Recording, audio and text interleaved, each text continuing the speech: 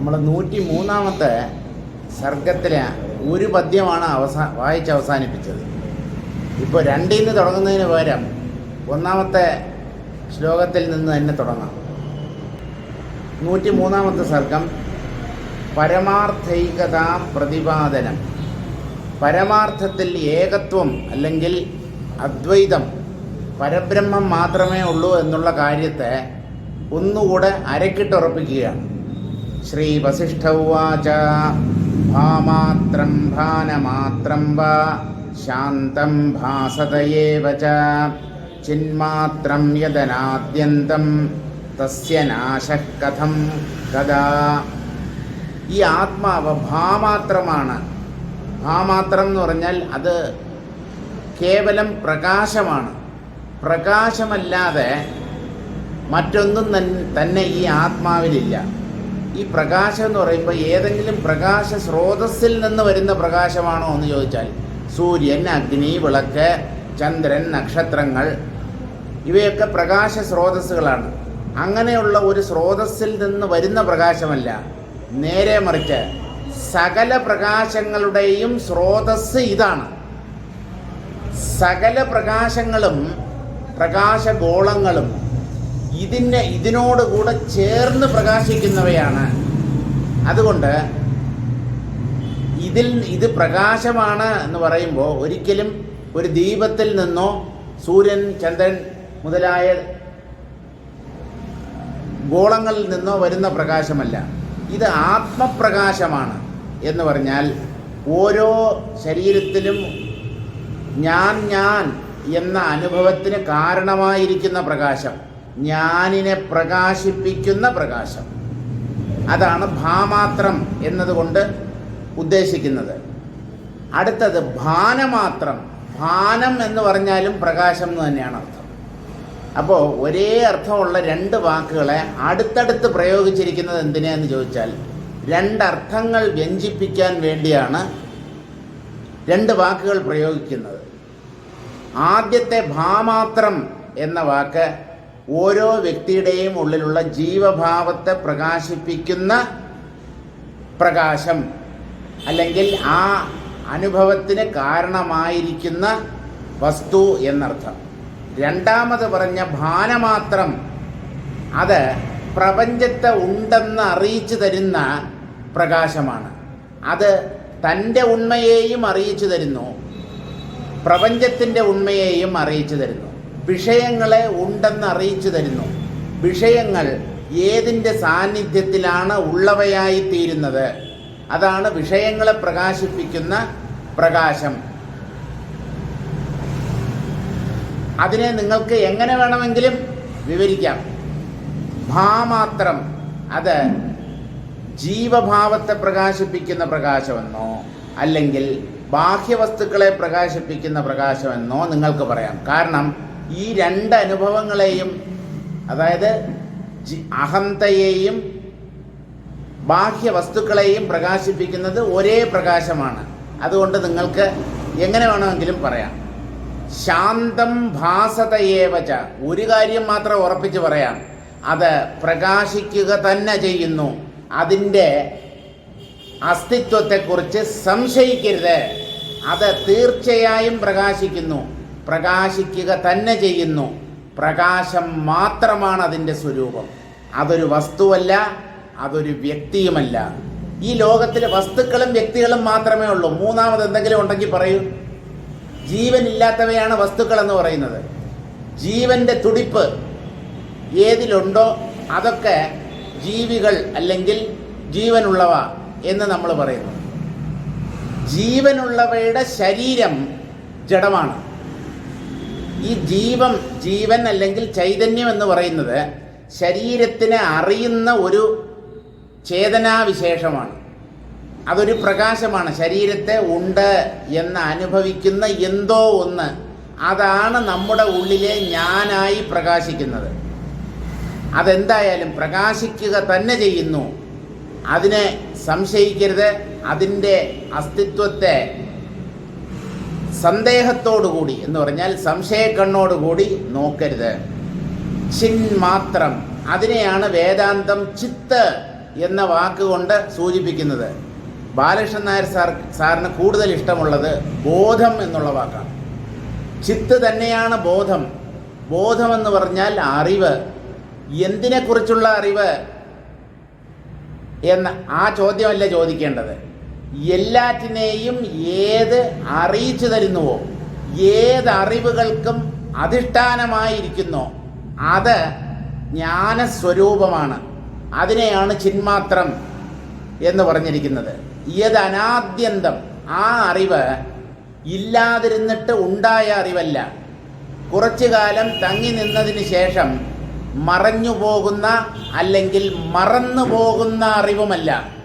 ബുദ്ധിയിൽ, മനസ്സിൽ, മസ്തിഷ്കത്തിൽ ശേഖരിക്കപ്പെടുന്ന അറിവുകൾ മാത്രമേ മറന്നു പോവുകയുള്ളൂ, അല്ലെങ്കിൽ മറഞ്ഞു പോവുകയുള്ളൂ. ആത്മപ്രകാശം, അതായത് ഒരു ജ്ഞാനിയുടെ ബുദ്ധി തകരാറിലായി എന്ന് വിചാരിക്കുക. അദ്ദേഹത്തിന് ഡിമെൻഷ്യ പോലെയുള്ള അസുഖം ബാധിച്ചു.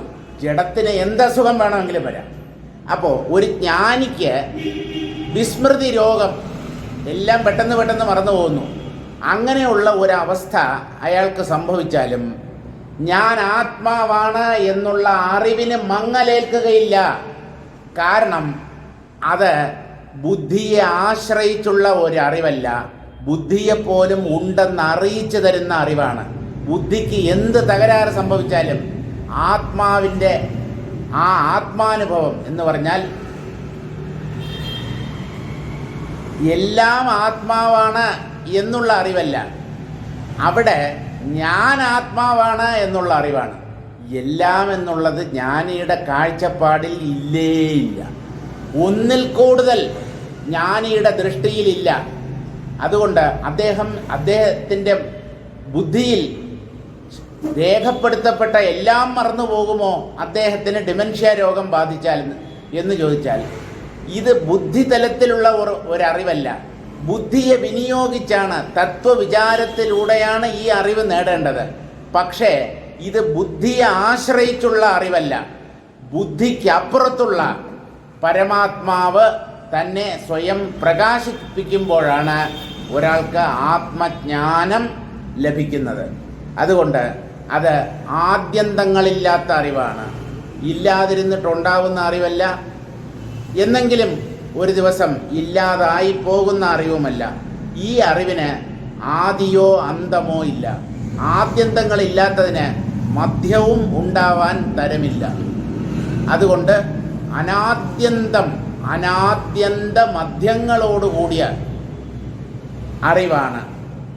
അങ്ങനെയുള്ള ഒന്നാണ് ഈ ആത്മാവ് എന്ന് മനസ്സിലാക്കുന്ന ഒരു വ്യക്തി, അത് താനാണ് എന്ന അനുഭവത്തിലൂടെ സാക്ഷാത്കരിച്ച ഒരു വ്യക്തി അഥവാ ജ്ഞാനി, അയാൾക്ക് എങ്ങനെ നാശം സംഭവിക്കാനാണ്, അയാൾ എങ്ങനെയാണ് ഇല്ലാതായി പോവുക?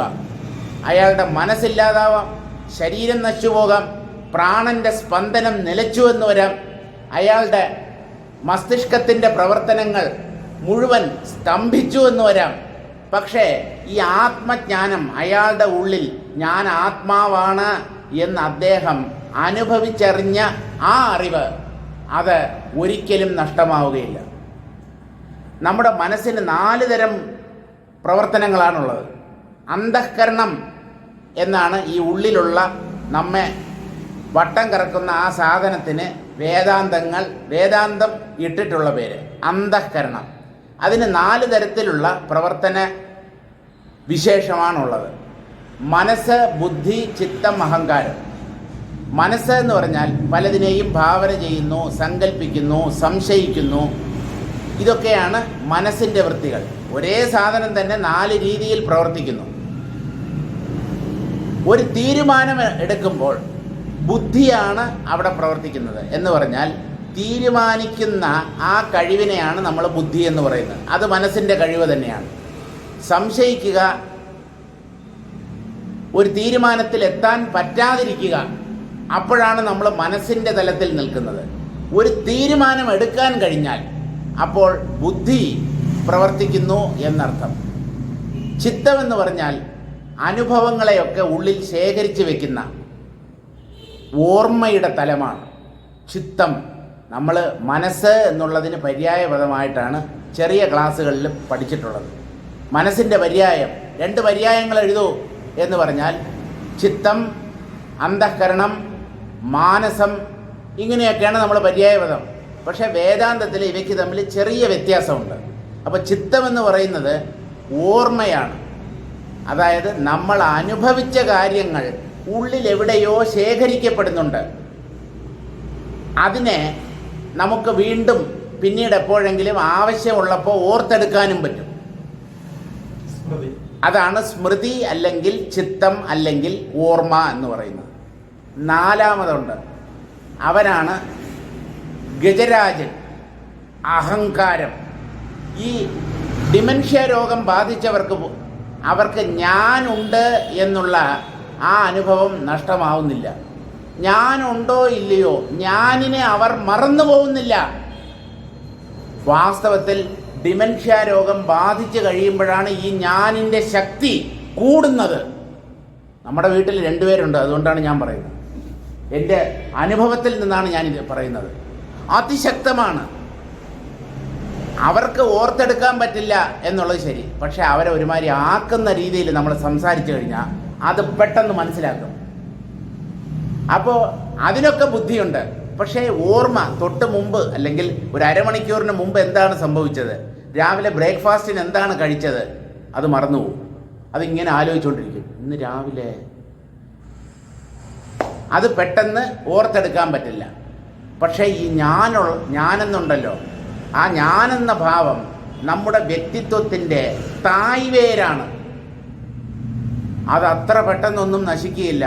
ബുദ്ധിക്ക് തകരാറ് സംഭവിച്ചാൽ നശിക്കുന്ന ഒന്നായിരുന്നു ഈ ഞാൻ ഭാവമെങ്കിൽ ഈ അഹന്തയെ നശിപ്പിക്കാൻ ഇത്രയും സാധനകൾ അനുഷ്ഠിക്കേണ്ട വല്ല കാര്യമുണ്ടോ നമുക്ക്? അവൻ്റെ മണ്ടയ്ക്ക് ഒരു അടി കൊടുത്ത് അവൻ്റെ മസ്തിഷ്കത്തിൻ്റെ പ്രവർത്തനം തകരാറാക്കിയ പോരെ? പറ്റില്ല. ബോധപൂർവമായി മാത്രമേ ഈ അഹന്തയെ ഉന്മൂലനാശം ചെയ്യാൻ പറ്റൂ. അതത്ര പെട്ടെന്നൊന്നും പോവില്ല. കാരണം ആത്മാവിൻ്റെ സ്ഫുരണമാണ്. അത് ഇല്ലാതാവുന്നത് ആ ഞാൻ ആത്മാവാണ് എന്നുള്ള അറിവ് സംഭവിക്കുമ്പോൾ മാത്രമാണ്. അല്ലാതെ എത്ര പ്രാവശ്യം ജനിച്ചാലും മരിച്ചാലും ഈ ബുദ്ധിക്കും അല്ലെങ്കിൽ മസ്തിഷ്കത്തിനും എന്തൊക്കെ തകരാറ് സംഭവിച്ചാലും ഈ ഞാൻ എന്ന ഭാവം നഷ്ടമാവില്ല.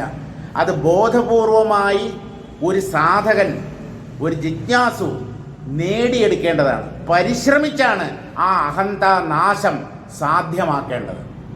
അതുകൊണ്ട് അത്ര പെട്ടെന്നൊന്നും നമ്മൾ ഇല്ലാതായി പോവില്ല. നല്ല പോലെ ഓർമ്മിച്ചോളൂ. ശരീരം നശിച്ചത് കൊണ്ട് ഈ ഞാൻ ഇല്ലാതാവും എന്ന് മേലാൽ ഇവിടെ ഇരിക്കുന്ന ഒരൊറ്റ വ്യക്തി പോലും കരുതിപ്പോരുത്. ആത്മാവിന് വ്യക്തിഭാവം വന്നില്ല. ആത്മാവെന്ന അധിഷ്ഠാനത്തിൽ വെറുതെ ഉണ്ടെന്ന് തോന്നുന്നതാണ് ഈ അഹന്ത. ആ നിഴൽ, വസ്തു ഉള്ളിടത്തോളം നിഴലുണ്ടാവും. വസ്തു ഉള്ളിടത്തോളം നിഴലുണ്ടായേ പറ്റൂ. ആ നിഴലിനെ നീക്കേണ്ടത് എങ്ങനെയെന്നറിയാമോ? ഈ നിഴൽ വസ്തു തന്നെയാണ് എന്ന അറിവിലൂടെയാണ്. അല്ലാതെ ആ നിഴലിനെ ഇല്ലാതാക്കാൻ പറ്റില്ല. ഏതെങ്കിലും ഒരു വസ്തുവിൻ്റെ നിഴലിനെ ഒന്ന് നശിപ്പിച്ച് കാണിക്കൂ നോക്കട്ടെ. നിഴലിനെ മാത്രമായി നശിപ്പിക്കാൻ പറ്റില്ല. വസ്തു നശിപ്പിക്കപ്പെട്ടാൽ നിഴലില്ലാതെയാവും. പക്ഷേ ഇവിടെ വസ്തു എന്ന് പറയുന്നത് അനശ്വരമായ ആത്മതത്വമാണ്.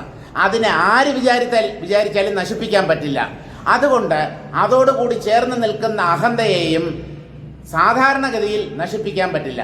പക്ഷേ ഈ അഹന്താനാശം നേടണം എന്നാണ് വേദാന്തം ആവശ്യപ്പെടുന്നത്. ഈ അഹങ്കാരത്തെ എങ്ങനെ നശിപ്പിക്കും? അതൊരു നിഴലാണ്. നിഴലിനെ നശിപ്പിക്കേണ്ട കാര്യമില്ല. പക്ഷേ നിഴലിനെ വസ്തുവാണെന്ന് തെറ്റിദ്ധരിക്കരുത്. നിഴലിനെ വസ്തുവാണെന്ന് തെറ്റിദ്ധരിച്ചാൽ ദുഃഖിക്കേണ്ടതായി വരും, പുനർജനിക്കേണ്ടതായി വരും. അതുകൊണ്ട് അറിവിലൂടെ അഹം ബ്രഹ്മേതി നിശ്ചിത്യ അഹംഭാവം പരിത്യജ, ഇതാണ് ഉപനിഷത്തുകളുടെ പ്രഖ്യാപനം. അഹങ്കാരത്തെ എങ്ങനെ ത്യജിക്കും? നമ്മൾ ശിഖിധ്വജോപാഖ്യാനം വായിച്ചതാണല്ലോ. എല്ലാറ്റിനെയും ത്യജിച്ചു.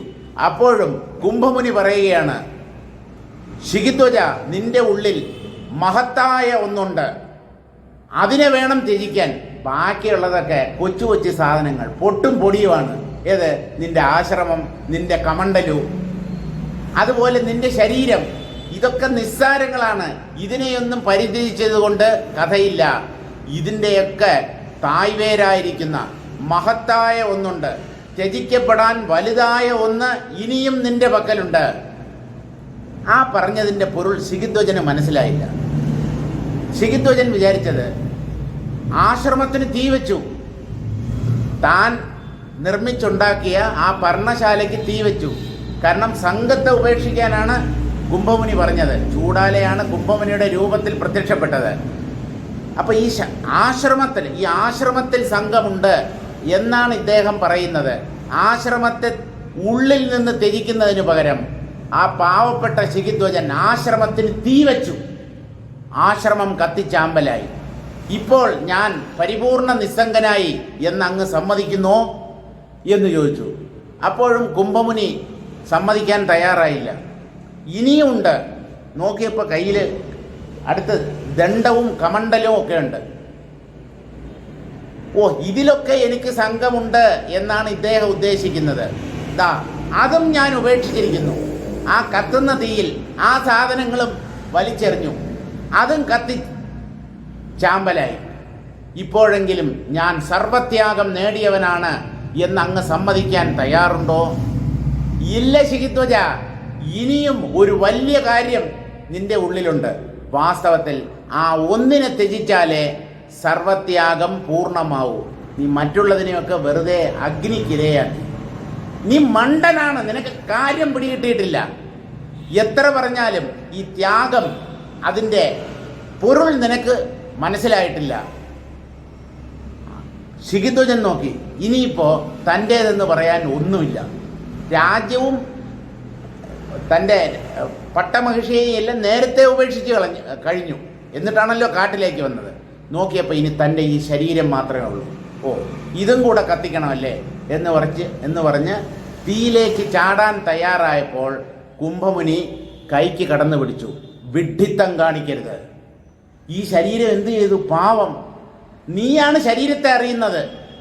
ശരീരമല്ല നീ ഉണ്ട് എന്ന് അറിയിച്ചു തരുന്നത്. ഈ പാവപ്പെട്ട ജഡശരീരം നിന്നോട് എന്ത് തെറ്റ് ചെയ്തു? ഇതിനെ നീ നശിപ്പിക്കാൻ എന്തിനൊരുമ്പെടുന്നു? മണ്ട! പിന്നെ എന്താണ് അങ്ങ് ഉദ്ദേശിച്ചത്? ഇനിയും എന്തോ ഒന്നുണ്ട്. ഇനിയിപ്പോൾ എൻ്റെ ഈ ശരീരം മാത്രമേ ഉള്ളൂ. ഇനിയും എന്തിനെയാണ് ഞാൻ ത്യജിക്കേണ്ടത്? സകലതും ത്യജിച്ചു കഴിഞ്ഞല്ലോ. അപ്പോഴാണ് വേദാന്തത്തിൻ്റെ മർമ്മപ്രധാനമായ കാര്യം കുംഭമുനി ഉപദേശിക്കുന്നത്. ഇടോ, ഈ ശരീരത്തെ ഉണ്ടെന്നറിയുന്നത് ഞാനാണ്. ജീവഭാവം, അഹങ്കാരം, അതിനെയാണ് ത്യജിക്കേണ്ടത്. അതിനെ പുറമേയുള്ള വസ്തുക്കളെ കത്തിച്ചു കളഞ്ഞതുകൊണ്ട് നശിപ്പിക്കാൻ പറ്റില്ല. അത് ഉള്ളിലാണ്. അത് ബാഹ്യമായ ഒന്നല്ല, ആന്തരമായ ഒന്നാണ്. ഈ ഞാനെന്ന ഭാവം, അഹന്ത, ജീവഭാവം, അഹങ്കാരം എന്നൊക്കെ അതിന് പേരുകളുണ്ട്. അതിനെ നശിപ്പിക്കണം. ഞാനിനെ നശിപ്പിക്കണം. ഞാനിനെ ആര് നശിപ്പിക്കും? നീ തന്നെ നശിപ്പിക്കണം. ഞാൻ എന്നെ തന്നെ നശിപ്പിക്കുകയോ? അതെങ്ങനെ? വളരെ എളുപ്പം. ഞാൻ ബ്രഹ്മമാണെന്ന് തീരുമാനിക്കൂ, ഞാൻ നശിച്ചു. ഈ ഞാനിന് സത്യത്വം നൽകുന്നതാണ് സകല കുഴപ്പങ്ങൾക്കും കാരണം. തന്നെ ബ്രഹ്മത്തിൽ നിന്ന് അന്യമായ വിഭിന്നമായ ഒരു വ്യക്തിത്വമായി കരുതുന്നു ഓരോ ജീവനും. അതാണ് ജീവന്റെ സംസാര ബന്ധത്തിനും സംസാര ദുഃഖങ്ങൾക്കും കാരണം. ആ ഞാനിനെ ബ്രഹ്മമാണെന്ന് തീരുമാനിക്കൂ. അഹം ബ്രഹ്മാസ്മി. എങ്ങനെ തീരുമാനിക്കും? ചിന്തിക്കാൻ പറ്റും, തീരുമാനിക്കാൻ പറ്റില്ല. അവിടെയാണ് കുഴപ്പം. അഹം ബ്രഹ്മാസ്മി എന്ന മന്ത്രം 1,00,000 നമുക്ക് ആവർത്തിക്കാൻ പറ്റും. അതുകൊണ്ട് കാര്യമില്ല.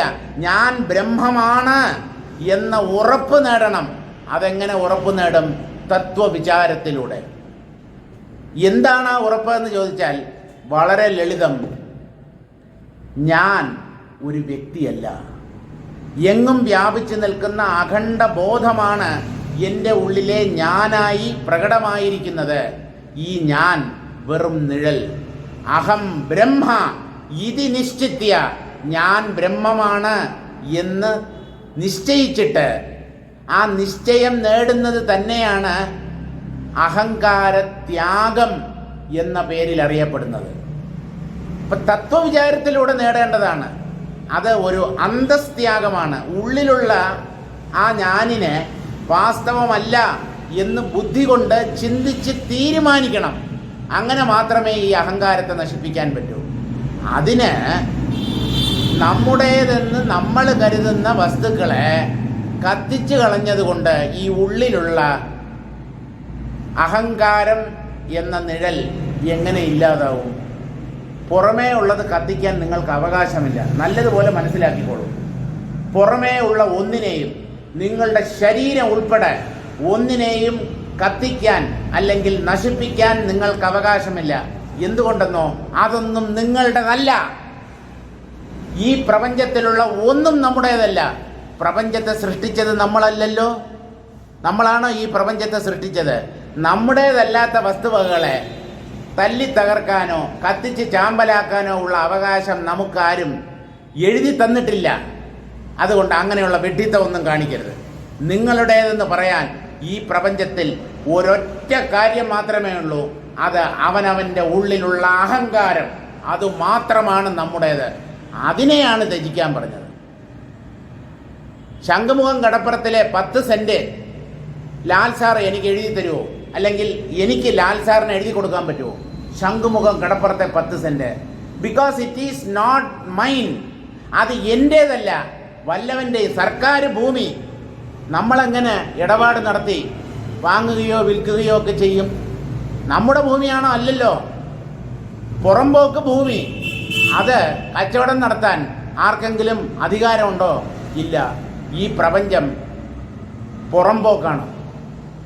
ഇതിൻ്റെ ഉടമസ്ഥൻ ജഗദീശ്വരനുമാണ്, നമ്മുടേതല്ല. അത് ഉറപ്പാണ്. അതുകൊണ്ട് ഈ പ്രപഞ്ചത്തിലുള്ള ഒന്നിനെയും ഉപേക്ഷിച്ചത് കൊണ്ട് കാര്യമില്ല, അവയെ നശിപ്പിച്ചത് കൊണ്ടും കാര്യമില്ല. ഈ ശരീരം പോലും നമ്മുടേതല്ല. പഞ്ചഭൂത സംഘാതമാണ് ഈ ശരീരം. പൃഥ്വി, അപ്പ്, തേജസ്, വായു, ആകാശം. ഈ 5ഉം ചേർന്നതാണ്. ആ 5നും ഓരോരോ ദേവനോ അല്ലെങ്കിൽ ദേവതയോ ഉണ്ട്. അവർ വന്ന് അവരുടെ ഷെയർ ചോദിക്കുമ്പോൾ അയ്യോ സോറി ഞാൻ കത്തിച്ചു കളഞ്ഞു എന്ന് മാത്രം പറയരുത്. അവരുടെ കയ്യിൽ നിന്ന് വാങ്ങിച്ച ഷെയർ ശരീരം എന്ന രൂപത്തിൽ നമ്മൾ ഉപയോഗിച്ചുകൊണ്ടിരിക്കുകയാണ്. അപ്പോൾ ശരീരത്തെ പോലും നശിപ്പിക്കാനുള്ള അവകാശം നമുക്കില്ല. ആത്മഹത്യ ചെയ്യാനുള്ള അവകാശം മനുഷ്യനില്ല. ഈ കാര്യം മനസ്സിലാക്കിയിരുന്നെങ്കിൽ കേരളത്തിൽ ഇത്രയും ആത്മഹത്യാ നിരക്ക് വർദ്ധിക്കുമായിരുന്നോ? ഇന്നലെ ന്യൂസിൽ മകൻ ലഹരി മരുന്നുകൾക്ക് അടിമയാണെന്ന് ആ വിവരം അറിഞ്ഞിട്ട് ഭാര്യയും ഭർത്താവും കൂടെ ആത്മഹത്യ ചെയ്തു. കാറിനകത്ത് കയറി തീ കൊളുത്തി അല്ലേ? അങ്ങനെയല്ലേ സംഭവിച്ചത്? ഇതിനേക്കാളും എളുപ്പ ഒരു വഴിയുണ്ടായിരുന്നു. ആ മകൻ തൻ്റെ മകനല്ല എന്ന് തീരുമാനിച്ചാൽ മതിയായിരുന്നു. ഈ 2 മരണങ്ങൾ ഒഴിവാക്കാമായിരുന്നു. പക്ഷേ എൻ്റേതല്ല എന്ന് തീരുമാനിക്കാൻ ചങ്കൂറ്റം വേണം. അത് ജ്ഞാനത്തിൻ്റെ അടിത്തറയുണ്ടെങ്കിൽ മാത്രമേ സാധ്യമാവൂ. അല്ലാത്തവർ ശരീരത്തെ നശിപ്പിച്ചിട്ട് പ്രേതങ്ങളായി ഇവിടെ അലഞ്ഞു നടക്കും. ശരീരം ഉണ്ടെങ്കിൽ എന്തെങ്കിലുമൊക്കെ പരിഹാരം ചെയ്യാം. ഒന്നുമില്ലെങ്കിലും ആ മകനെ നേരാക്കാൻ എന്ന് പറഞ്ഞാൽ അയാളുടെ സ്വഭാവ ദൂഷ്യങ്ങൾ ഇല്ലാതാക്കാനുള്ള എന്തെങ്കിലും പരിശ്രമം ഈ മാതാപിതാക്കൾ ജീവിച്ചിരുന്നെങ്കിൽ ചെയ്യാമായിരുന്നു. ഇപ്പോൾ ഇവർ 2 പേരും ആത്മഹത്യ ചെയ്തതുകൊണ്ട് ആ മകൻ നന്നാവുമോ? അച്ഛനും അമ്മയും ആത്മഹത്യ ചെയ്തു എന്നുള്ള ദുഃഖത്തിൽ അയാൾ വീണ്ടും കഞ്ചാവടിക്കും. അതുകൊണ്ട് ഇരുട്ട് കൊണ്ട് ഓട്ടയടച്ചിട്ട് കാര്യമില്ല. ഇതൊന്നുമല്ല പരിഹാരം. വ്യക്തമായ തത്വബോധം ഉണ്ടാക്കി തീർക്കുക, അതാണ് വേണ്ടത്. പ്രപഞ്ച പ്രശ്നങ്ങൾക്ക് എന്ന് പറഞ്ഞാൽ ബാഹ്യലോകത്തുള്ള പ്രശ്നങ്ങൾക്ക് പരിഹാരം ബാഹ്യലോകത്തിലല്ല, അവനവൻ്റെ ഉള്ളിലാണ്. അവനവൻ്റെ മനസ്സിനെ പാകപ്പെടുത്തണം. ബുദ്ധിയെ തത്വബോധം കൊണ്ട് ജ്വലിപ്പിക്കണം. എന്നാലേ രക്ഷയുള്ളൂ. തസ്യ നാശക്കഥം വദ. അനാദ്യന്തമായ അറിവാണ് പ്രകാശസ്വരൂപമാണ്. പ്രകാശത്തെ ആർക്കെങ്കിലും നശിപ്പിക്കാൻ പറ്റുമെന്ന് ഇവിടെ ഇരിക്കുന്ന ആരെങ്കിലും കരുതുന്നുണ്ടോ? നിങ്ങൾക്ക് പ്രകാശത്തെ നശിപ്പിക്കാൻ പറ്റുമോ? ഇല്ല. വിളക്കൊക്കെ നമുക്ക് അണച്ചു കളയാമല്ലോ, അങ്ങനെ പ്രകാശത്തെ നശിപ്പിക്കാമല്ലോ. വിളക്ക് എന്ന് പറയുന്നത് എണ്ണയുടെ സഹായത്താൽ കത്തുന്ന ഒന്നാണ്. അതിൻ്റെ പുറത്ത് മണ്ണ് വാരി ഇട്ട് കഴിഞ്ഞാൽ തീർച്ചയായും ആ വിളക്ക് അണഞ്ഞു പോകും, ആ പ്രകാശം ഇല്ലാതാവും. സൂര്യനെ കെടുത്താൻ പറ്റുമോ? സൂര്യനെ അണയ്ക്കാൻ മാത്രമുള്ള വെള്ളം ഭൂമിയിലുണ്ടോ? മറയ്ക്കാം, കൈകൊണ്ടിങ്ങനെ മറയ്ക്കാം. അപ്പോഴും നമ്മുടെ കണ്ണുകളെ മാത്രമേ മറയ്ക്കുന്നുള്ളൂ, സൂര്യനെ നമ്മൾ മറയ്ക്കുന്നില്ല. സൂര്യനെ മറയ്ക്കാൻ അതിനേക്കാളും വിശാലമായ ഏതെങ്കിലും വസ്തു, അത് തുണിയോ പേപ്പറോ ഒക്കെ ആണെങ്കിലും എല്ലാം സൂര്യൻ്റെ അടുത്ത് എത്തുന്നതിന് മുമ്പേ തന്നെ കത്തിക്കരിഞ്ഞു പോകും. ഈ സൂര്യൻ എന്ന് പറയുന്ന ആ ആകാശദീപത്തെ ആർക്ക് അണയ്ക്കാൻ പറ്റും? ആ സൂര്യനെ പോലും ഉള്ളതാക്കി തീർക്കുന്ന, സൂര്യനേക്കാളും മഹത്തായ കോടിക്കണക്കിന് സൂര്യന്മാരുടെ പ്രകാശത്തെ അതിക്രമിച്ച് നിൽക്കുന്ന ആത്മാ സ്വരൂപത്തെ ആർക്ക് എന്ത് ചെയ്യാൻ പറ്റുമെന്നാണ് വസിഷ്ഠ മഹർഷി ചോദിക്കുന്നത്. തൊടാൻ പറ്റില്ല നിങ്ങൾക്ക്, നിങ്ങളതാണ്. എന്നിട്ട് എന്തിനാ നിങ്ങൾ മരണത്തെ ഭയപ്പെടുന്നത്? ഒരു അസുഖം വന്നു, അയ്യോ എനിക്ക് വയ്യേ, ഞാൻ ഇപ്പം ചത്തുപോവുകയെന്ന്. ചെത്ത് പോണെങ്കിൽ പോടേ, നീ ജീവിച്ചിരുന്നത് കൊണ്ട് ഒരു പ്രയോജനമില്ല, വീട്ടിനും പ്രയോജനമില്ല, നാട്ടുകാർക്കും പ്രയോജനമില്ല. ഇതൊക്കെ വെറുതെയാണ്. എന്താണ്? ജാതസ്യ ഹി ധ്രുവോ മൃത്യുഹു ധ്രുവം ജന്മ മൃതസ്യ ച തസ്മാത് അപരിഹാര്യാർത്ഥേ നത്വം ശോചിതും അർഹതി. അതല്ലല്ലോ കാ പരിദേവന എന്നുള്ള ഒരു ശ്ലോകം വരുമല്ലോ, ആർക്കെങ്കിലും ഓർമ്മയുണ്ടോ? അതിൻ്റെ തുടക്കം നമ്മുടെ പി എ ഉണ്ടായിരുന്നെങ്കിൽ ഒരുപക്ഷെ പറയുമായിരുന്നു. നമ്മുടെ പി എ എന്ന് വന്നിട്ടില്ല. പി എ ആണെങ്കിൽ പെട്ടെന്ന് ഒരുപക്ഷെ പറയുമായിരുന്നു. പോട്ടെ. പരിദേവനം എന്നുള്ള വാക്കിന് കരച്ചിൽ എന്നാണ് അർത്ഥം. ഇവിടെ കരഞ്ഞത് കൊണ്ട് എന്ത് പ്രയോജനം? മരിച്ചവരെ ഓർത്ത് മരിക്കാൻ പോകുന്നവർ കരയുന്നു. ഇതിൽ പരം ആശ്ചര്യം വേറെന്തുണ്ട്? മരിച്ചവരെ ഓർത്ത് മരിക്കാൻ പോകുന്നവർ കരയുന്നു. ഇത് കേട്ടിട്ട് നിങ്ങൾക്ക് ചിരി വരുന്നില്ലേ? ഒരാൾ ചിരിക്കുന്നുണ്ട് അവിടെ ഇരുന്ന്. നിങ്ങൾക്ക് ചിരി വരുന്നില്ലേ? ഇനി മരിക്കാൻ പോകുന്നവർ, ഭാവിയിൽ മരിക്കാൻ പോകുന്നവർ മരിച്ചുപോയവരെ ഓർത്ത് കരയുകയും ദുഃഖിക്കുകയും ഒക്കെ ചെയ്യുന്നു. അതുകൊണ്ടാണ് രാമതീർത്ഥസ്വാമികൾ പറഞ്ഞത്, നിങ്ങൾ ഒരു ദിവസം മരിച്ചു പോകുമല്ലോ എന്നോർത്ത് ഇപ്പോഴേ കരയാൻ ആരംഭിക്കൂ. മറ്റുള്ളവരുടെ മരണത്തിൽ കരഞ്ഞിട്ട് കാര്യമില്ല. One day you will die, അത് ഓർത്ത് ഇപ്പോഴേ കരയൂ. ഞാനൊരു ദിവസം മരിച്ചു പോകും എന്ന സത്യം ഓർമ്മിച്ചാൽ നമ്മൾ മരിക്കാതിരിക്കാൻ എന്തെങ്കിലും മാർഗമുണ്ടോ എന്ന് നമ്മൾ അന്വേഷിക്കും. അങ്ങനെ ഈ തത്വചിന്തയുടെ മാർഗത്തിൽ നമ്മൾ കടന്നു വരും. അങ്ങനെയാണ് തത്വജ്ഞാനികളായി മാറേണ്ടത്. ഇത് ഓരോരുത്തരുടെയും വിചാരം എനിക്ക് മരണമില്ല എന്നാണ്. ഇതിൽ പരം അജ്ഞത വേറെ എന്തുണ്ട്? 2 ദിവസത്തിന് മുമ്പ് എൻ്റെ അച്ഛൻ പറഞ്ഞു, എനിക്കൊരു 2 കൊല്ലത്തേക്ക് കുഴപ്പമൊന്നുമില്ല. ഞാൻ ആശ്ചര്യപ്പെട്ടു. അടുത്ത സെക്കൻഡ് നമുക്കുള്ളതല്ല, 2 കൊല്ലത്തേക്ക് എനിക്ക് മരണമില്ല എന്ന് എൻ്റെ അച്ഛൻ പറഞ്ഞത് കേട്ട് ഞാൻ വാസ്തവത്തിൽ അത്ഭുതപ്പെട്ടു പോയി. ആര് തന്നോ നിങ്ങൾക്ക് ഈ ഗ്യാരണ്ടി അടുത്ത 2 കൊല്ലത്തേക്ക് കുഴപ്പമില്ല എന്ന്? ഇതൊക്കെ വിഡ്ഢിത്തം, കടുത്ത അജ്ഞത എന്നല്ലാതെ എന്തു പറയാൻ? അച്ഛനായാലും അപ്പൂപ്പനായാലും അജ്ഞാനിയാണെങ്കിൽ അജ്ഞാനി എന്ന് തന്നെ പറയും. അതിൽ ഒരു വിട്ടുവീഴ്ചയില്ല. മണ്ടത്തരം, പൊട്ടത്തരം വിളിച്ചു പറഞ്ഞു കഴിഞ്ഞാൽ താൻ വിഡ്ഢിത്തമാണ് വിളിച്ചു പറയുന്നത് എന്ന് പറയാൻ എന്തിന് ശങ്കിക്കണം? അങ്ങനെ വിളിച്ചു പറയാൻ നമ്മൾ എന്തിന് കാത്തിരിക്കണം? അപ്പം തന്നെ പറയുക. പക്ഷെ പറഞ്ഞാലും പല കൂട്ടർക്കും അത് മനസ്സിലാവില്ല. ഇപ്പോൾ അതല്ല നമ്മുടെ ചർച്ചാ വിഷയം. ഈ ആത്മാവിന് നാശം എങ്ങനെ, എപ്പോൾ, ആരിലൂടെ സംഭവിക്കും? ആത്മാവല്ലാത്ത ഒന്നിന് മാത്രമേ നശിപ്പിക്കാൻ പറ്റൂ. ആത്മാവല്ലാതെ മറ്റൊന്നും ഇവിടെയില്ല. അപ്പോൾ ആ സാധ്യത അത് തള്ളിക്കളയപ്പെട്ടു. ഇനി എപ്പോൾ മരിക്കും, എങ്ങനെ മരിക്കും? ആത്മാവിനെ കൊല്ലാൻ ആളില്ല. അതുകൊണ്ട് പിന്നെ എപ്പോൾ മരിക്കും, എങ്ങനെ മരിക്കും എന്നുള്ള കാര്യത്തിൽ ആ കാര്യങ്ങൾ നമ്മൾ ചർച്ച ചെയ്യേണ്ട കാര്യമേ ഇല്ല. കാലത്തെയും ദേശത്തെയും അതിക്രമിച്ച് നിൽക്കുന്ന അനശ്വരമായ സത്യത്തിന് എങ്ങനെ മരണം സംഭവിക്കും? അതാണ് എൻ്റെ ഉള്ളിലെ ഞാൻ എന്ന ഉറപ്പ് നേടിയ വ്യക്തി, അയാൾ മരണത്തെയല്ല, അയാൾ എന്തിനെ ഭയപ്പെടും, ആരെ ഭയപ്പെടും, എന്തിനെ ഓർത്ത് ദുഃഖിക്കും? അയാൾക്ക് ഉള്ളിൽ ആനന്ദം മാത്രമേ ബാക്കിയുണ്ടാവൂ. ഇങ്ങനെയാണ് അറിവിലൂടെ ആനന്ദിക്കണം എന്ന് തത്വജ്ഞാനികൾ നമ്മോട് ഉപദേശിക്കുന്നത്. ആനന്ദം നൽകുന്നത് അറിവാണ്, ദുഃഖിപ്പിക്കുന്നത് അജ്ഞാനമാണ്. ഈ അജ്ഞാനം ഉള്ളിടത്തോളം കാലം ഇവിടെ ആരും കാര്യമായ സുഖം അനുഭവിക്കാൻ പോകുന്നില്ല. നിങ്ങൾ കല്യാണം കഴിച്ചോളൂ, കുട്ടികളെ ജനിപ്പിച്ചോളൂ, 10 നില കെട്ടിടത്തിൻ്റെ മുകളിൽ താമസിച്ചോളൂ, മുകളിൽ ഹെലിപാഡ്, അങ്ങനെയുള്ള ഹെലികോപ്റ്റർ വന്ന് ഇറങ്ങാനുള്ള സൗകര്യം, കോടിക്കണക്കിന് രൂപ, സ്വർണ്ണ കട്ടികൾ ബാങ്ക് ലോക്കറിൽ വെച്ചോളൂ, സ്വസ്ഥത മാത്രം ഇതൊക്കെ ഉള്ളത് കൊണ്ട് ഒരു വ്യക്തിക്ക് കിട്ടും എന്ന് കരുതരുത്.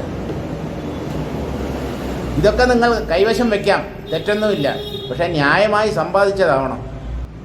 അപ്പോൾ ആരെയും വിശ്വസിക്കാൻ കൊള്ളത്തില്ല, ആരെയും വിശ്വസിക്കാൻ പറ്റാത്ത നമ്മുടെ കുടുംബാംഗങ്ങളെ പോലും പൂർണ്ണമായി വിശ്വസിക്കാനുള്ള നിർവാഹമില്ല. പിന്നെ ഒരു അഡ്ജസ്റ്റ്മെൻറ്റിൽ അങ്ങനെ പോകുന്നു. എൻ്റെ മകൻ അങ്ങനെ ചെയ്യില്ല, എൻ്റെ മകൾ അങ്ങനെ ചെയ്യില്ല, എൻ്റെ ഭാര്യ ഇങ്ങനെ എന്നോട് പ്രവർത്തിക്കുകയില്ല. ഇതൊക്കെ നമ്മുടെ ഒരു വിശ്വാസം മാത്രം. വിശ്വാസം അതല്ലേ എല്ലാം. പക്ഷെ ഏതിലാണോ വിശ്വാസം ഉണ്ടാകേണ്ടത്? ഈശ്വരനിലാണ് വിശ്വാസം ഉണ്ടാകേണ്ടത്. ആ ഈശ്വരനിൽ മാത്രം അചഞ്ചലമായ ഒരു വിശ്വാസം ഉണ്ടാകുന്നില്ല. അമ്പലത്തിൽ പോകുന്നു, വഴിപാട് ചെയ്യുന്നു, അതൊക്കെ ഉണ്ട്. പക്ഷേ ഈശ്വരനാണ് എന്നെ രക്ഷിക്കുന്നത്, അദ്ദേഹത്തിൻ്റെ കാരുണ്യം കൊണ്ടാണ് ഞാനിവിടെ തിന്നും കുടിച്ചും രമിച്ചും ഒക്കെ കഴിയുന്നത്. ആ ഭഗവാനെ മറന്നുപോകാതെ ഉള്ളിൽ കൊണ്ടു നടക്കാൻ മിക്കവാറും ആളുകൾക്ക് കഴിയുന്നില്ല. അവരെയൊന്നും ഈശ്വര വിശ്വാസികൾ എന്ന് വേദാന്തം അംഗീകരിച്ചിട്ടില്ല. നമുക്ക് ഈ 1-ാമത്തെ പദ്യത്തിൻ്റെ വ്യാഖ്യാനം വായിക്കാം. തത്ര ചിത് സാമാന്യസ്യ അവിനാശിത്വം സർവ അനുഭവബലേന പ്രഥമം സാധയതി. ചിത് സാമാന്യം, ഇതിന് വേറൊരു വാക്ക് ഇതിനു മുമ്പ് പറഞ്ഞു, സാമാന്യ ചിത്ത്. അപ്പോൾ വിശേഷപ്പെട്ട ചൈതന്യം ഉണ്ടോ? വിശേഷപ്പെട്ട ചൈതന്യം എന്ന് പറഞ്ഞാൽ വ്യക്തി ചൈതന്യം എന്ന് പറഞ്ഞാൽ ശരീരം, ഇന്ദ്രിയങ്ങൾ, മനസ്സ്, ബുദ്ധി, പ്രാണൻ തുടങ്ങിയ ഉപാധികളുമായി ചേർന്ന് പ്രകാശിക്കുന്ന ചൈതന്യം വ്യഷ്ടി ചൈതന്യം. സാമാന്യ ചൈതന്യം എന്ന് പറഞ്ഞാൽ എങ്ങും വ്യാപിച്ചു നിൽക്കുന്ന ഒരു ഉപാധി കൊണ്ടും പരിമിതമാകാത്ത ചൈതന്യം. അതിനെയാണ് ബ്രഹ്മമെന്ന് പറയുന്നത്. ആ ബ്രഹ്മം തന്നെയാണ് ഈ വ്യക്തി ചൈതന്യമായും പ്രകാശിക്കുന്നത്. അത് തിരിച്ചറിഞ്ഞാൽ അതാണ് ജ്ഞാനം. ഇപ്പം തന്നെ ഒരു വ്യക്തിയാണ്, ഞാൻ ഈ ശരീരത്തിനകത്ത് ഒതുങ്ങിക്കഴിയുന്ന ഒരാളാണ്, ശരീരത്തിന് അപ്പുറത്തോ ഇപ്പുറത്തോ ഞാനില്ല, ഞാൻ ഈ ശരീരത്തിനകത്ത് മാത്രം പരിമിതനായി കഴിയുന്ന ഒരു വ്യക്തിയാണ്. ഈ വിചാരമാണ് അജ്ഞാനം എന്ന് പറയുന്നത്. അത് തത്വവിചാരത്തിലൂടെ വേണം നശിപ്പിക്കപ്പെടേണ്ടത്. ചിത് സാമാന്യം അത് അവിനാശിയാണ്. അത് എല്ലാവരുടെയും അനുഭവത്തിലുണ്ട്. ഒരു വ്യക്തിയുടെ ജീവിതം പരിശോധിക്കാം. പല പ്രായത്തിലുള്ളവരാണല്ലോ ഇവിടെ ഇരിക്കുന്നത്, ഓരോരുത്തർക്കും ഓരോ പ്രായമായി. ഇത്രയും വർഷങ്ങൾ നിങ്ങൾ ഈ ഭൂമുഖത്ത് ജീവിച്ചു. ഈ ജീവിതത്തിൻ്റെ ഇടയ്ക്ക് നിങ്ങളിൽ മാറ്റമില്ലാതെ തുടരുന്ന എന്തെങ്കിലും ഉണ്ടോ എന്ന് എപ്പോഴെങ്കിലും ചിന്തിച്ചു നോക്കിയിട്ടുണ്ടോ? ഒരു മാറ്റത്തിനും വിധേയമാകാതെ ഒരുപോലെ കൂടുതൽ കുറവില്ലാതെ നമ്മുടെ വ്യക്തിത്വത്തിൽ എന്തെങ്കിലും ഉണ്ടോ? ഉണ്ട്. ഞാൻ എന്ന അനുഭവം. അതാണ് യഥാർത്ഥ വ്യക്തിത്വം എന്ന് പറയുന്നത്, നമ്മൾ സാധാരണ വ്യക്തിത്വം എന്ന് പറയുന്നത് അതിൻ്റെ കൂടെ ശരീരത്തെയും പ്രാണനെയും ഇന്ദ്രിയങ്ങളെയും എല്ലാം കൂടെ ചേർത്തിട്ടുള്ള ഒന്നിനെയാണ് നമ്മൾ ഞാനെന്ന് വിചാരിക്കുന്നത്. ഇതല്ല. ഞാൻ എന്ന അനുഭവം, ശുദ്ധമായ ആ അനുഭവത്തിന് കൂടുതൽ കുറവ് ഇന്നേ വരെ സംഭവിച്ചിട്ടില്ല. 50 കൊല്ലം കൊണ്ടോ 60 കൊല്ലം കൊണ്ടോ 90 100 കൊല്ലങ്ങൾ കൊണ്ടോ ഈ ഞാനിന് ഒരു മാറ്റവും സംഭവിച്ചിട്ടില്ല. ഈ ഞാൻ ഉള്ളത് കൊണ്ടാണ് നമുക്ക് നമ്മുടെ പൂർവ്വകാല അനുഭവങ്ങളെ ക്രോഡീകരിക്കാൻ കഴിയുന്നത്. ഒക്കെ ഞാൻ അനുഭവിച്ചത്, വേറൊരു വ്യക്തി എൻ്റെ ഉള്ളിൽ പ്രവേശിച്ചിട്ടില്ല. എല്ലാ അനുഭവങ്ങളും എൻ്റേത്. ജാഗ്രത്, സ്വപ്നം, സുഷുപ്തി, അബോധാവസ്ഥ, സുഖം, ദുഃഖം, കാമം, ക്രോധം എല്ലാം ഈ ഞാനിൻ്റെ അനുഭവങ്ങളാണ്. ആ അനുഭവങ്ങൾ വന്നു പോകുന്നു. ഈ ഞാൻ അതിനെ അനുഭവിച്ചുകൊണ്ട് സാക്ഷി മാത്രനായിരിക്കുന്നു. അല്ല, ഞാൻ കോപിച്ചു, ഞാൻ കാമിച്ചു എന്നൊക്കെ അനുഭവം ഉണ്ടല്ലോ, അത് നമുക്ക് വെറുതെ തോന്നുന്നതാണ്. ഞാൻ കോപിച്ചു എന്ന് നമ്മൾ പറയുമ്പോൾ നമ്മുടെ മനസ്സാണ് കോപിക്കുന്നത്. മനസ്സിലാണ് കോപം ഉദിക്കുന്നത്. കുറേ നേരം കഴിയുമ്പോൾ ആ കോപം മനസ്സിൽ നിന്ന് അപ്രത്യക്ഷമാകും. മനസ്സിൽ നിന്ന് അകന്നുപോയ കോപം നമ്മെ ക്ഷോഭിപ്പിക്കുകയില്ല. അപ്പം കോപം വരുമ്പോൾ ആ സമയത്തേക്ക് ഞാൻ കുപിതനാണ് എന്ന ഒരനുഭവം, കാമം വരുമ്പോൾ ഞാൻ കാമിയാണ് എന്ന ഒരനുഭവം. കാമവും കോപവും അതുപോലെയുള്ള എല്ലാ വികാര വിചാരങ്ങളും ക്ഷണികങ്ങളാണ്. അല്പസമയം മനസ്ഥലത്തിൽ തങ്ങി നിന്നിട്ട് മറഞ്ഞു പോകുന്നവയാണ്. പക്ഷേ ഈ ഞാൻ അങ്ങനെ ഇടയ്ക്കിടയ്ക്ക് വന്നു പോകുന്ന ഒന്നല്ല. എല്ലാ അനുഭവങ്ങളുടെയും അധിഷ്ഠാനമായി വർത്തിക്കുന്നു ഈ ഞാൻ. ഇവിടെ നിങ്ങൾക്കൊരു സംശയം തോന്നാം, സുഷുപ്തിയിലും അബോധാവസ്ഥയിലും ഈ ഞാൻ എന്നുള്ള അനുഭവം ഇല്ലല്ലോ, അപ്പോൾ എങ്ങനെ അതിനെ തുടർന്ന് നിൽക്കുന്ന ഒന്നായി നമുക്ക് കരുതാൻ പറ്റും? ഞാൻ എന്നുള്ള അനുഭവം ഇല്ലാന്നേ ഉള്ളൂ, ഞാനുണ്ട്.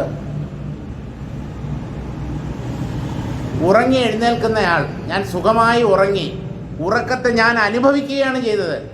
ഞാനെന്നുള്ള ഭാവം അവിടെ പ്രകടമായി കാണപ്പെടുന്നില്ല എന്നുള്ള കാര്യം സമ്മതിക്കാം. പക്ഷേ ഉറക്കം എന്ന് പറയുന്നത് ഗംഭീരമായ ഒരു അനുഭവമാണ്. അതിനെ അനുഭവിച്ചത് ഞാൻ തന്നെയാണ്. അതുപോലെ ബോധം കെട്ട് വീണത്, ബോധരഹിതനായിരുന്നപ്പോൾ എന്താണ് സംഭവിച്ചത് എന്നുള്ളത് എനിക്കറിയില്ല. കാരണം അതൊക്കെ തീരുമാനിക്കാനുള്ള ബുദ്ധി ഉൾപ്പെടെ എല്ലാം ആ അബോധാവസ്ഥയിൽ നഷ്ടമായി. അതുകൊണ്ടാണ് എന്ത് സംഭവിച്ചു, ഞാൻ തലചുറ്റി വീണു, ഞാൻ എവിടെയാണ് വീണത്, ഇതൊന്നും അറിയത്തില്ല. മറ്റുള്ളവർ പറഞ്ഞിട്ട് വേണം ഈ അബോധാവസ്ഥയിൽ നിന്ന് ഉണർന്നു വരുന്ന ഒരു വ്യക്തി അതെല്ലാം മനസ്സിലാക്കാൻ. പക്ഷേ തനിക്കെന്തോ പറ്റി, താൻ ഒന്നും അറിയാത്ത ഒരവസ്ഥയിലായിരുന്നു എന്ന ഒരു അനുഭവം ഉണ്ടല്ലോ. അബോധാവസ്ഥ പോലും ഒരു അനുഭവമാണ്. ആ അനുഭവത്തെ സാധിപ്പിച്ചു തരുന്നത് ഉള്ളിലുള്ള ആത്മാവാണ്. അതിൻ്റെ ഒരു പ്രകടനമാണ് ഞാൻ. ഞാനിൻ്റെ പോലും സാക്ഷിയാണ് ഈ ആത്മാവ്.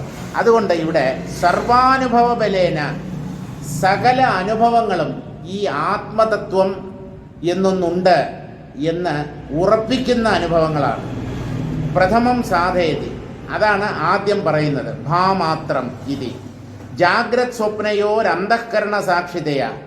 ജാഗ്രത്തിലും സ്വപ്നത്തിലും അന്തഃകരണ വൃത്തികളുണ്ട്. മനസ്സ് ആക്റ്റീവാണ്, സജീവമായി പ്രവർത്തിച്ചു കൊണ്ടിരിക്കുന്നു. ദൃശ്യങ്ങളും ശബ്ദങ്ങളും രുചികളും എല്ലാം ജാഗ്രത്തിലും സ്വപ്നത്തിലും അനുഭവപ്പെടുന്നുണ്ട്. ആ ജാഗ്രത് സ്വപ്നങ്ങളിൽ അന്തഃകരണം പ്രവർത്തിച്ചു കൊണ്ടിരിക്കുന്നു. ആ അന്തഃകരണത്തിൻ്റെ സാക്ഷിയായി ഈ ഞാൻ അഥവാ ആത്മാവ് ഉണ്ട്. സുഷുപ്ത അജ്ഞാന സ്വാഭാതി സാക്ഷിതയാച്ച. ഗാഠനിദ്രയിൽ ഈ ആത്മാവുണ്ടോ എന്ന് ചോദിച്ചാൽ സുഷുപ്തിയിലും അതുണ്ട്. അജ്ഞാനത്തിൻ്റെ സാക്ഷിയായി ഈ ആത്മാവുണ്ട്. അജ്ഞാനത്തിൻ്റെ സാക്ഷി എന്ന് പറഞ്ഞാൽ ഞാൻ ഒന്നും അറിയാതെയിരുന്നു, ഞാനൊന്നും അറിഞ്ഞില്ല, ഞാൻ സ്വയം മറന്നുറങ്ങി. ഇത് നമ്മുടെ ഒരു അനുഭവമാണ്. നമ്മൾ ഒരു കാര്യം മനസ്സിലാക്കണം, ഈ സുഷുപ്തിയിലും അബോധാവസ്ഥയിലും അനുഭവം നിലയ്ക്കുന്നില്ല, അനുഭവം നിന്നു പോകുന്നില്ല. പ്രപഞ്ചാനുഭവം അപ്രത്യക്ഷമായി ശൂന്യതയുടെ അനുഭവം അതിൻ്റെ സ്ഥാനത്തിൽ കയറി വരുന്നു. അത്രയേ ഉള്ളൂ. അനുഭവത്തിന് ഒടുക്കമില്ല, അനുഭവങ്ങൾ ഒടുങ്ങുന്നില്ല. നേരത്തെ പ്രപഞ്ചാനുഭവം, ശരീരാനുഭവം, ബാഹ്യവസ്തുക്കളെക്കുറിച്ചുള്ള അനുഭവം, സുഖദുഃഖങ്ങളെക്കുറിച്ചുള്ള അനുഭവം. സുഷുപ്തിയിൽ ശൂന്യതയുടെ അനുഭവം.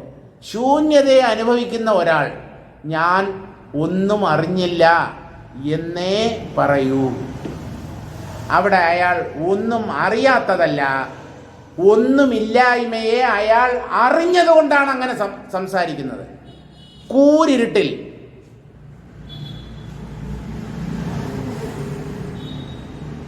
കണ്ണ് തുറന്ന് ഇരിക്കുന്ന ഒരു വ്യക്തി, കൂരിരുട്ടാണ്, കണ്ണ് തുറന്നാലും അടച്ചാലും ഒരു വ്യത്യാസവുമില്ല. അങ്ങനെയുള്ള അന്ധകാരം നമ്മൾ അനുഭവിച്ചിട്ടുണ്ടാവും. ഒരു ഗുഹയുടെ ഉള്ളിലോ അല്ലെങ്കിൽ അല്പം പോലും വെട്ടം കടക്കാത്ത നല്ല സീൽഡായിട്ടുള്ള ഒരു സ്ഥലം. ആ സ്ഥലത്തിൽ നമ്മൾ കണ്ണ് തുറന്നിരുന്നാലും കണ്ണ് മൂടിയിരുന്നാലും ഒരേ ഇരുട്ടാണ്, ഒരു വ്യത്യാസവുമില്ല. ഇപ്പോൾ കണ്ണ് തുറന്നിരിക്കുമ്പോൾ നമ്മൾ പറയുന്നത് ഞാൻ ഒന്നും കാണുന്നില്ല എന്നാണ്. തെറ്റാണ്. നിങ്ങൾ ഇരുട്ടിനെയാണ് കണ്ടുകൊണ്ടിരുന്നത്. കണ്ണടച്ചാലും നിങ്ങൾ ഇരുട്ടിനെയാണ് കാണുന്നത്. ഇരുട്ടിനെ കാണുന്നവൻ എന്ത് സംസാരിക്കുമെന്ന് അറിയാമോ? ഞാൻ ഒന്നും കണ്ടില്ല എന്ന്. കണ്ണടച്ചിരിക്കുന്നതിന് തുല്യമാണ്. അപ്പോഴും ഇരുട്ടിനെ നമ്മൾ അറിയുകയാണ് ചെയ്യുന്നത്. സുഷുപ്തിയിൽ എന്താ സംഭവിക്കുന്നത്? അവിടെ കണ്ണ് തുറന്നിട്ടുണ്ടോ, കണ്ണ് അടഞ്ഞിരിക്കുകയാണോ, ഇതൊന്നും നമ്മൾ അറിയുന്നില്ല. മനസ്സും ബുദ്ധിയും എല്ലാം ലയിച്ചു പോകുന്ന ഒരവസ്ഥയാണ്. പക്ഷേ ആ ഒരു ശൂന്യ അനുഭവത്തിന് സാക്ഷിയായി നമ്മുടെ ഉള്ളിൽ ഈ ആത്മാവ് സാക്ഷിഭാവത്തിൽ ഇരിക്കുന്നു. അതാണ് ഉണർന്നു വരുന്ന ജീവന് നീ ഒന്നും അറിഞ്ഞില്ല എന്നുള്ള അറിവ് പകർന്നു കൊടുക്കുന്നത്. അല്ലെങ്കിൽ നമ്മളെങ്ങനെയാണ് അറിയുന്നത്? ഞാനെന്ന ഭാവം ലയിച്ചു പോയല്ലോ. അപ്പോൾ ആ ഞാൻ ഒന്നിനെയും അറിഞ്ഞു എന്നോ അറിഞ്ഞില്ല എന്നോ പറയാനുള്ള സാധ്യത തീരെയില്ല. ഈ ഞാനെന്നുള്ള അഹങ്കാരം അല്ലെങ്കിൽ ജീവഭാവം അജ്ഞാനത്തിൽ ലയിച്ച് പരിപൂർണമായ ഒരു ശൂന്യ അവസ്ഥ നമ്മുടെ ഉള്ളിലുണ്ടാകുമ്പോൾ ആ ശൂന്യതയെ കണ്ടുകൊണ്ട് അല്ലെങ്കിൽ അറിഞ്ഞുകൊണ്ട് നമ്മുടെ ഉള്ളിൽ സാക്ഷിയായി ഒന്നുണ്ട്. പക്ഷെ അതിനെ ഉറക്കത്തിൽ കണ്ടെത്താൻ പറ്റില്ല. ഉണർവിൽ കണ്ടെത്താൻ പറ്റുമോ? ജാഗ്രത അവസ്ഥയിൽ കണ്ടെത്താൻ പറ്റുമോ എന്ന് ചോദിച്ചാൽ, ജാഗ്രത അവസ്ഥയിൽ മനസ്സ് ഉണർന്നു വന്നു, മനസ്സ് പലതരം ദൃശ്യങ്ങളെ ഇങ്ങനെ ഉണ്ടാക്കി കാണിക്കുന്നു. അപ്പോഴും അതിനെ കണ്ടെത്താൻ പറ്റില്ല. ദൃശ്യങ്ങളെല്ലാം അപ്രത്യക്ഷമായ എന്ന് പറഞ്ഞാൽ മറഞ്ഞുപോയ അവസ്ഥയിൽ അതിനെ കണ്ടെത്താൻ പറ്റുമോ എന്ന് ചോദിച്ചാൽ, അതിനെ അറിയാനുള്ള ബുദ്ധി പോലും ലയിച്ചു പോകുന്നു. ഇപ്പൊ ഈ ആത്മാവിനെ എങ്ങനെയാണ് ഒരാൾ സാക്ഷാത്കരിക്കുന്നത്? ഉറങ്ങാതെ ഉറങ്ങുക വഴി. അല്ല, മനസ്സിലായില്ല, ഒന്നുകൂടെ പറഞ്ഞേ. ഉറങ്ങാതെ ഉറങ്ങുക വഴി എന്ന് പറഞ്ഞാൽ, ഉറങ്ങാതെ എന്ന് പറഞ്ഞാൽ ശരിക്കുള്ള ഉറക്കത്തിലേക്ക് നമ്മുടെ മനസ്സ് പ്രവേശിക്കാതെ. ഉറങ്ങുക എന്ന് പറഞ്ഞാൽ എന്താണ്? നമ്മൾ യഥാർത്ഥത്തിൽ ഉറങ്ങാതെ തന്നെ ഉറക്കത്തിന് സദൃശമായ, ഉറക്കത്തിന് തുല്യമായ ഒരവസ്ഥ സ്വയം ബോധപൂർവമായി ഉണ്ടാക്കിയെടുത്താൽ ആ അവസ്ഥയിൽ ഈ ആത്മാവ് എന്താണെന്ന് അറിയാൻ പറ്റും. അതാണ് സമാധ്യവസ്ഥ. അത് ബോധപൂർവമായി ഓരോ വ്യക്തിയും ഉണ്ടാക്കേണ്ട ഒരവസ്ഥയാണ്. അവിടെ നമുക്ക് നമ്മുടെ ശ്രമത്തിന് നമ്മൾ പരിശ്രമിക്കേണ്ടതായിട്ടുണ്ട്. സാധാരണ ഉറക്കം നമ്മൾ രാത്രി അല്ലെങ്കിൽ പകല് കിടന്നുറങ്ങുന്നുണ്ടല്ലോ, അതിന് പരിശ്രമമൊന്നും വേണ്ട, ഒരു പരിശ്രമവും വേണ്ട. ഉറക്കം നമ്മെ കീഴ്പ്പെടുത്തുകയാണ് ചെയ്യുന്നത്. സമാധി അങ്ങനെയല്ല. സമാധി ബോധപൂർവമായി ചിത്തവൃത്തികളെയൊക്കെ നിരോധിച്ച് ഉറക്കത്തിലുള്ളതുപോലെയുള്ള ഒരു ശൂന്യാവസ്ഥ സ്വയം ഉണ്ടാക്കി തീർക്കുക. അപ്പോഴെങ്ങനെയാണ് ആത്മാവിനെ കണ്ടെത്തുക എന്നായിരിക്കും നിങ്ങളുടെ അടുത്ത ചോദ്യം.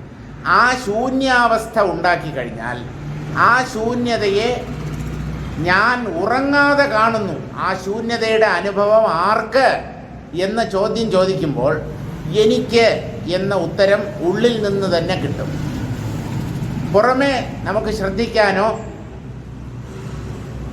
കാണാനോ കേൾക്കാനോ ഒന്നുമില്ല. കാരണം ചിത്തവൃത്തികളൊക്കെ നിരോധിക്കപ്പെട്ട് കഴിഞ്ഞു.